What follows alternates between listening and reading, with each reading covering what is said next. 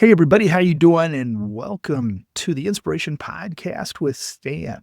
Before we get into today's episode, I'll tell you what, we're going to talk about habits. And you say, "Oh my goodness, not another lecture on habits." But I tell you what, it's coming up more and more with a lot of the workshops, the leadership workshops that I facilitate, and people are just really they're wanting better habits. They're finding the discipline doesn't work, and so we're going to talk a little bit about it today. If you're getting ready for a workout or you want to know that, hey, we've got a podcast here that's about 30 minutes or less, then this is one for you. As you know, I've got some great guests, but today's a solo cast, my friends. It's just you and me, and we're going to talk a little bit about why habits beat out discipline every time. So, hope you've been enjoying the Inspiration Podcast with Stan. A good friend of mine once said, speakers speak. And I love doing podcasts. I love doing keynote speaking. I love facilitating my mastermind called the Resilience Lab. And so we're going to talk about a lot of those things as we go on with the Inspiration Podcast with Stan. But hey, let's get started today. Let's talk a little bit about habits. And so grab a cup of coffee. If you're in the car, be careful, maybe a virtual cup of coffee. And let's get this started. And welcome to the Inspiration Podcast with Stan. Hey, I'm Stan Gibson, and this is the Inspiration Podcast. Let's get to it. Hey, everybody. Thanks for joining me today on the Inspiration Podcast with Stan. So happy to have you here. Hope you've been enjoying a lot of the great guests we've been having. My goodness, I'm getting stopped almost everywhere right now, and people are saying, gosh, listen to your last episode, and we had Lawrence Sisler, ESPN sideline reporter. You've had just so many top-notch guests, and that's been exciting for me because I'll tell you what, they've all got great stories. And, the one thing we do on the Inspiration Podcast is we just love to dive into people that, they might look successful now, and they are successful now, but they all reached a few bumps, some more serious than others along the way. And how did they respond? What did they do? But that's what the Inspiration Podcast is with Stan. And then, I mix those in, everybody, with solo cast, where it's just you and me getting a chance to talk. And as I mentioned in the opening, today's about habits and routines and why they will trump discipline every day. I was in a workshop about 2 weeks ago, and, one of the people, the audience asked a great question. They said, so what's the difference between habits and discipline? Aren't they the same? And, be honest with you, I had to kind of stop and think about it for a little bit. We had a great dialogue in the audience about it. But, the one thing is that we make over 35,000 decisions a day. It's been tested that that's an average, and, toddlers make about 4,000, but we as adults, from the time we get up to the time we start brushing our teeth, we start having breakfast, we start figuring out the path, even if it's the same path that we go to work every day, there's going to be stoplights, there's going to be people, there's just a lot of decisions. And so we make over 35,000 decisions a day. And I often say a lot of those decisions are made by about 6 o'clock in the evening. And that's when willpower starts to wane. And that's when those Cheetos start to look good. And that binge watching starts to take over. And so it's just really important to put habits in place. And, I actually wrote in my newsletter. And if you want to know more about my newsletter, please, go to my website at stangibsonspeaks.com. stangibsonspeaks.com. I'll tell you what, I'd had so much just replies on my newsletter. And I try to make it under 2 minutes. And I always have a well-being tip. I have leadership tips. I have something that I'm reading, and I do a lot of reading. And for whatever reason, this newsletter is getting over 50% open rate. And my marketing team tells me that's insane. I think most get 10 or 15% where people will open them. And yeah, we're getting right at 50%. We've been getting it now for about 2 years.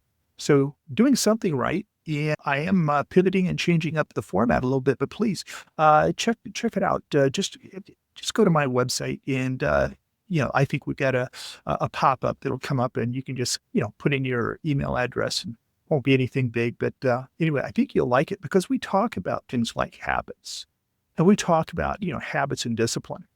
And, one of the key differences between habits and discipline, it just requires that constant mental energy and willpower. It's like flexing a muscle, and it just gets tired after a while.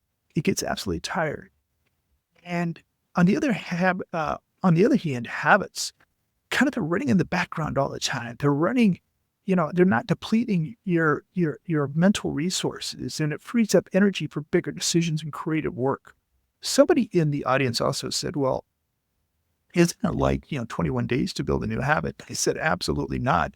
You can't tell somebody who's battling alcohol addiction or anything serious that they can do something in 21 days. In fact, that was really taken out of context about 30, 35 years ago.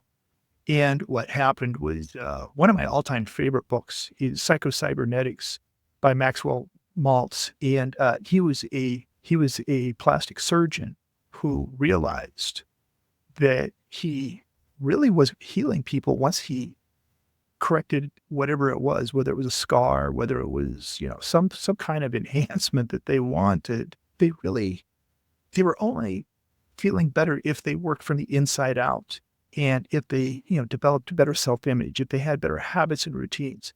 And he used the word 21 days, but he was just taken out of context. And then a lot of the motivational speakers, like Zig Ziglar specifically, and a few others, started saying it takes 21 days to break a habit.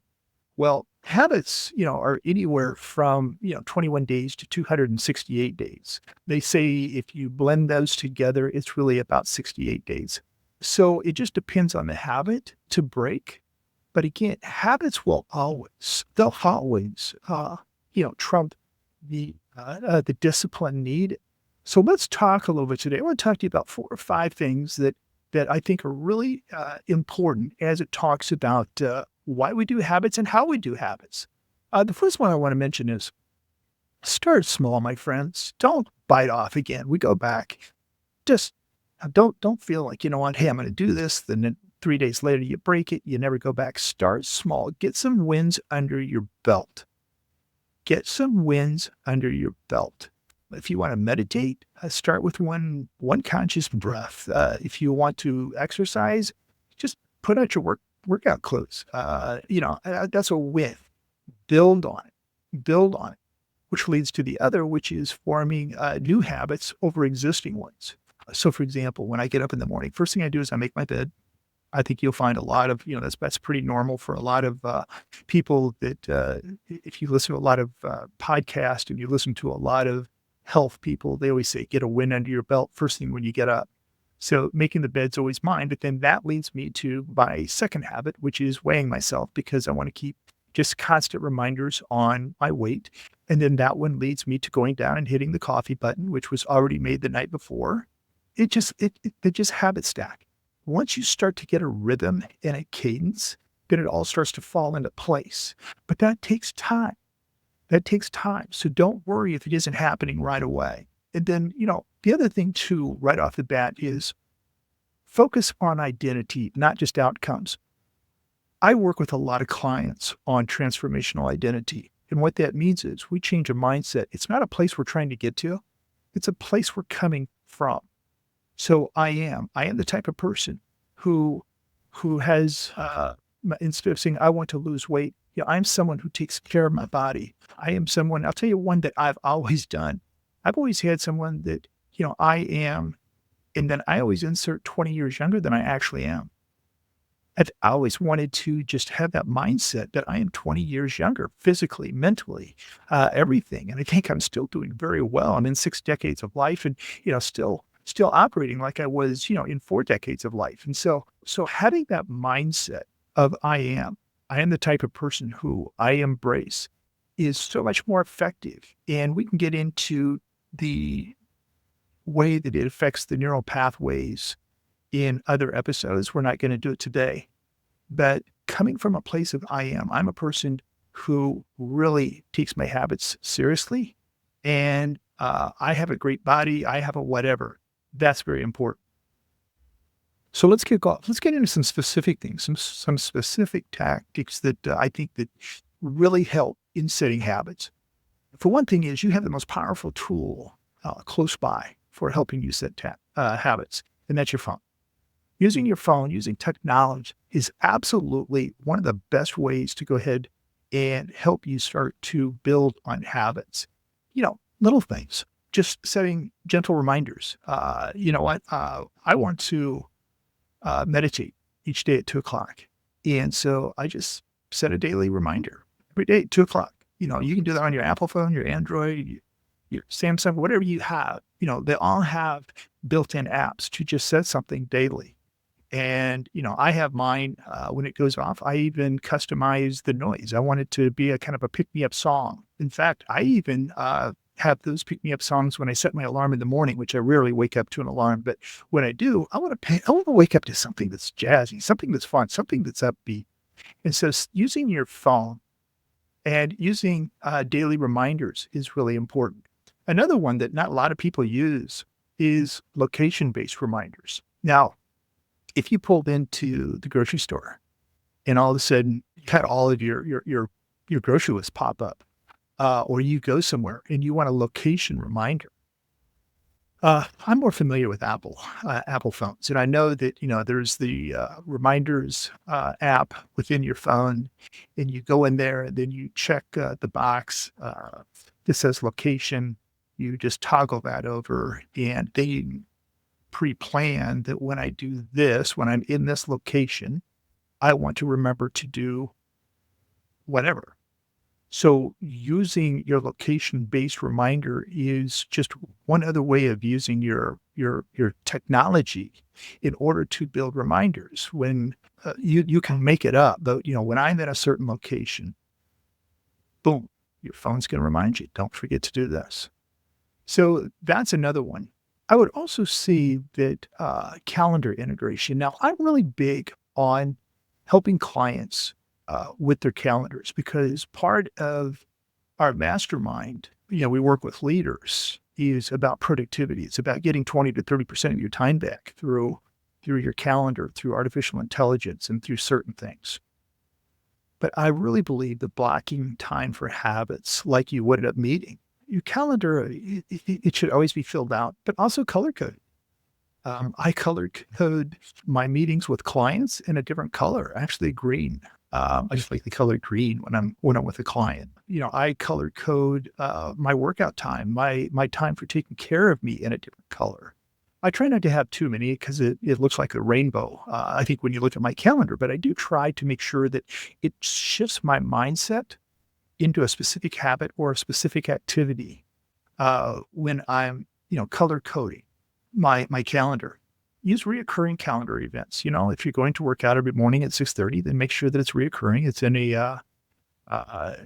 a color that associates you with working out, but use reoccurring calendar events. And the final thing I would say about the calendar is set buffer time. If you're like me, I always underestimate how much time it takes me to do something. And so then I'm almost defeating my purpose because then I'm getting all stressed out and I'm getting anxiety because now I'm running late. I haven't started my next thing. Give yourself time. Give yourself time. And also, if you're traveling, put that in your calendar. If it takes you 15 minutes to get there, that's just like a meeting. Just go ahead and color code that travel time and give yourself plenty of time to go ahead and to make sure that that you're able to get where you're trying to get to in good time. Let's talk about some habit tracking apps. Now, there's a lot of apps out there, and I don't know what you use. There's ones like Streaks, Habitica, Way of Life. There's a lot of different apps. If your phone isn't enough and you feel like you need something more stable to get you to creating good, healthy routines and habits, then there's a lot of good apps out there. Just go onto your phone, go under your applications, and just type in habits, and it will give plenty to look from. The other thing, I like the kind of apps that really have check boxes because if you're like me, just checking off that box, it's a win. It just gives me a dopamine hit. I would, again, work with some clients, or all my clients, we start off with working with Clifton Strength Finders because there's certain things we do with that. But a lot of clients have, the achiever gift, or they have certain gifts that really make them get things done. And for me, one of mine is focus. And so, having that gift, I love to see a checkbox. I love to see a checkbox where I can go ahead and check the box and it just feels like a natural win. So, those are some things about apps. But I'll tell you what, focus on consistency over perfection. Focus on consistency over perfection. But I will say this, and I don't like putting this in the perfection bucket, but it's been said that 100% is easier than 95%. 100% is easier than 95%. If you give yourself a little bit of leeway, you'll typically go from 95 to 90 to 85 to 50. So keeping 100% is, I think, a lot more effective. But again, focus on consistency. Day one, day two is called, marginal improvement. Every day, just get that much better. Just keep that consistency in place. The next one within habits is, let's talk about your environment. Let's talk about creating an environment that makes it easier. I mean, if you've got you look at your kitchen, if you've got a lot of bad food in the pantry, I'll tell you what, no amount of routines or discipline or anything else is probably going to keep you from diving in and, eating or doing the things you shouldn't be doing. But you need to make the environment very inviting to keep up with your habits. So, make it obvious. Leave your workout clothes by your bed. Put your vitamins next to your coffee maker. Put books where you're normally going to grab them. I will tell you, I have doubled down recently on my evening routines. I find that my evening routines have a 100% direct effect how I start the next morning. And the more things I do in the evening, and they're not things that take up a lot of brain cells, but they're things like, I've already made my water for the next morning in my water bottle with my lemon in it. I've already put my journal and my Bible in the chair where I typically am going to sit. I don't have to go hunt for those things. They're already right there. I've already laid out clothes the next day that I'm going to wear, especially my workout clothes, but I've got all that stuff laid out. I don't have to think. I don't have to dig into one of those 35,000 decisions that I'm going to make. And it's going to preserve me in order to be able to go ahead and make more decisions throughout the day. When I do keynote speaking, I talk about Steve Jobs, and he talks about consistency is one of the hardest things you can do in simplification. But as you know, he wore jeans and a black turtleneck every day. And he did because it was one less decision he had to make. He had already thought out and pre-planned what he was going to be wearing. So he didn't have to use up any decisions that morning and saved them all for, of course, changing the world with all of his Apple products. So, make it obvious, make your environment obvious, really suited towards building your habits. And again, whether that's leaving your workout clothes out, whether that's, putting books, having a good evening routine, I find putting things in the right locations help me the next morning to just start on autopilot, just start off so much fresher, so much more energy. And, I would say, as we talked about, just remove the friction. If you're not drinking enough water, put a water bottle at your desk. That's environmental design.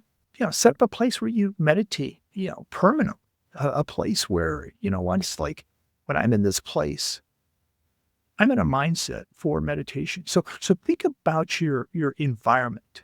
Think about having a place that just triggers your mind into really solid habits. And again, look at consistency. Go for consistency. One of the final things, we want to talk just about a few things here and we'll wrap up. But I tell you what, timing and context. Use implementation intentions. What I mean by that is be specific about when and where. So, for example, I'm going to meditate for 10 minutes in my bedroom chair at 7 to 8 a.m. every day. Be very specific. Don't leave it to chance that you're going to do it somewhere, someday, somehow. Even if you have to journal it, if you have to put it somewhere, I am going to do this at this time on this day, and be very specific. The more specifics you have, the better and the more success you're going to have. The next thing I would say is to, protect your keystone hours. When are you at your best? Typically for most people, it's morning. Have habits. In fact, one of the things that I really started doing is protecting the first 2.5 hours of every morning when I get in the office, calling it CEO time. It's I'm working on the business, not in the business. I'm really working on more of the macro things that take more energy. And so it's color coded. It is definitely color coded. So from 8:30 until 10:45, 2 hours and 45 or 15 minutes, I'm really focused on growing my business. And I'm not going to get caught up and sucked up in the day. I'm going to live life with intention. And really, that's a lot what we're talking about today is living life with intention. And so use your calendar, use it wisely, be specific about it. And then also, you know what, give yourself some grace. Obstacles are going to come up. Just as before I got started on this podcast, I had 3 texts from people that wanted to meet today, and I can't fit them in at a certain time. So I'm going to, but I know that that's going to require me to probably put a few things off that I had already wanted to get done today. So I got to weigh that out as to whether I can do that. So give yourself some grace. Things are going to come up during the day, but try to keep consistent. Try to keep specific as best as you can. Just a few more things on technology, because again, I just love technology. I think, using your phone settings, for success. When you want to focus, if you're not familiar with your do not disturb, become familiar with your do not disturb. It is a pretty easy thing to typically put on your phone, as is the airplane mode. I'm going to try to think. I think, every time you get distracted, it's 21 minutes to get back on task. Every time you get distracted, it's 21 minutes to get back on task. So not hearing that Pavlov dog type ding when somebody touched you, shutting your phone off, just hitting the volume off, and in being able to hit do not disturb airplane mode. I use an app called the Freedom app. And I've talked about that in my newsletter several times. And it's about, I think, $40 a year. But I tell you what, it gives me the latitude to shut off specific applications on my phone, on my computer, social media, anything, and yet keep certain ones open for, because I'm going to need some to work and to go into certain applications. But the Freedom app is absolutely awesome. Absolutely awesome. And I don't think that's a big cost for what it gives you back in focus time. And again, I think we've already talked about, color coding, the different types of activities we do, setting travel time. So again, be very mindful, everybody. Be very mindful of your calendar. If it's calendared, it's going to get done. If it's calendared, it's going to get done. I would say also the 2-minute rule. Any habit should really take less than 2 minutes to do initially. Whether it's reading, reading becomes, just reading one page at a time. Exercise, again, just putting on your running shoes. Once a habit is established, then start to expand. So, we started this conversation by making it simple. Well, continue to make it simple. Continue to make it something where you can go ahead and expand on. Again, marginal improvement. And then finally, recovery strategies. Plan your comeback. Yeah, try to never miss twice in a row. Again, I go back to 100% is easier than 95%. But if you miss, and you probably will miss, things come up. I was just coaching someone the other day, and she said, I do really great until I go stay with my parents and I go do this or I go do that and I just get off. And I do too. And the key is to be intentional, though, to think in advance about how do I know that I'm going to be off kilter with whatever I'm doing. How do I go ahead and plan in my calendar differently? How do I go ahead and think intentionally about either keeping these habits, and if I fall off, when am I going to get back? And you need to get back on very quickly. So, those were a lot of things about habits. Habits are so much better. And routines, they're better than discipline. Discipline will only last you. It's like a muscle that just gets tired. And so putting things on autopilot, that's what the best leaders do. Leaders plan with intention. Leaders are intentional. They're very specific about their calendar from the time they wake up to the time they go to bed. They know that success doesn't come just by, letting come at you without intention, without having a plan in place. So tell you what, here's what I'm going to do. I'm going to put in the show notes a couple of really good documents that I think will help you plan. Well, one of the documents is going to be how to plan for your morning routines, your afternoon routines, and your evening routines. And I will even go further and say you need to plan for weekend routines. I know I use Saturday morning to basically look at the week behind and the week ahead. And again, keep that routine. That's a very strong one for me. I do it very early on Saturday morning before anybody's up, and it just gives me the freedom to know that, you know what? Okay, I've got this. You know what? I've looked and hopefully I did really well the week before. If I messed up a few times, I'm back on track. So I have a weekend routine as well as a quarterly routine. And that quarterly routine is just basically taking a look at the quarter behind. I always say, tomorrow starts tonight. Next week starts this week. Next quarter starts this quarter. So be intentional. Build these habits. Make sure that you calendar them. Use your phone when you can. There's so many things around you that will help you build strong, healthy habits and routines. Don't find yourself at the end of the day making 35,000 decisions by 5 o'clock and leaving the rest of the day to chance. So anyway, you've got this, my friends. You've got this. So thank you for joining me today. I'll tell you what, I'm super excited for you. I'm going to put some things in the show notes. Go and grab them. Go and grab them and get started building a rich and intentional life. Everybody, take care and have a wonderful week. Bye. Hey, fellow listeners, thank you. I hope you enjoyed this episode. How about your routines? How about your systems? How about your habits? Are you mired in decision fatigue? How are you doing?